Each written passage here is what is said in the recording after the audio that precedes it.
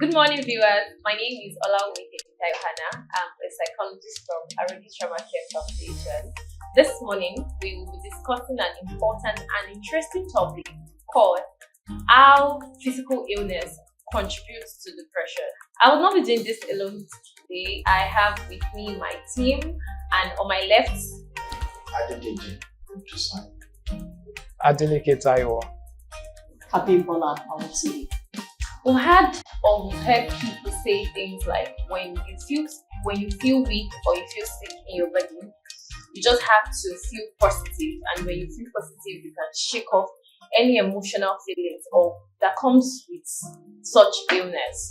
But we need to understand that our mind and our body, they work together, and once a person is physically ill or is feeling all forms of health issues, it is hard to separate their emotional feelings also from this, because our mind and our body actually have relationship. It is how you feel within your body, you would most likely feel in your mind, because coming with all forms of illness comes with all other forms and all other forms of situation. When you're physically ill and you feel fatigue, you feel sadness, or you feel hopelessness, it is safe to know that you are not just being emotional, because your body and your mind can actually speak the same language even at different points and at different times. A sick person would most likely be having all forms of roller coaster of emotions. I mean, a person that is down with a terminal illness, for example, who most likely will not be able to run or do their day-to-day activities. They cannot go to work, they cannot go to the market, they will feel tired, fatigued. For someone that is going through cancer, for example, that has to go through chemotherapy and all forms of treatment, such a person, they wake up taking each day with different forms of body physical weakness and exhibitions. So such a person feeling sad or emotional is not them just being emotional. It is actually and can be attributed to depression or their mind, because you cannot separate physical illness from depression. Today, we'd like to really shed more light into why physical illness affects mental health deeply, and I would like my people to contribute. Thank you very much. And you see, there is a strong, intricate link between physical illness and mental health. When somebody have physical health challenge, and is challenging enough, significant, it leads them to have a sense of perception of health being endangered. And when that perception comes into place, they begin to feel worried. They begin to be afraid. What becomes of my life? And when they have become excessively worried that is so excessive can induce stress into the body. And when stress is induced, you should expect that the brain will perceive that this body that embodies me is under threat, and will release the energy from that body to cope. And one of the energy the brain releases is cortisol, adrenaline.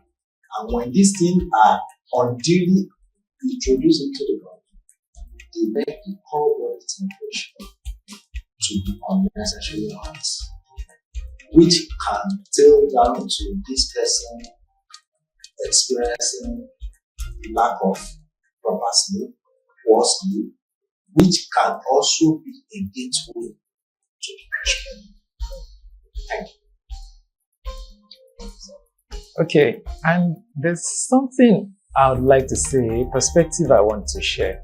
You see, physical illness is one of the very vivid things that brings people, maybe for the first time, closer to their own mortality. You see, when someone gets a diagnosis of, let's say, hypertension, and there's no definite cure for hypertension, so that means this person has to continue on medication for the rest of their life, you see, that will make the person to have this realization that, okay, if I'm going to continue to manage this the whole of my life, that means that thing they call end of life or death, let's call it its name, is close, or well, I'll just have to continue. And I know that the terminal point of this is the time I eventually leave this world. So you see, illness brings people to that point. And individual dispositions now determine how they react to it. You say we all have different personalities. So some people will look at it and acknowledge the situation, accept it. Acceptance does not mean that they've given up, but they've come to terms with the reality. And then that will enable them to start taking the proper steps, seek medical intervention, adhere to treatment and all that. But some people may not be able to take it that way. That is why from a physical condition like hypertension or diabetes, then they decline into psychological struggles. And that is where they start feeling sad, they start feeling lonely, they start becoming angry, for instance, angry at themselves, angry at other people. Some people will even be angry towards, let's say, God or the medical team. And you see, in such instance, that person will start experiencing distress. And we know psychological distress is a mental thing that is now going along with the physical condition.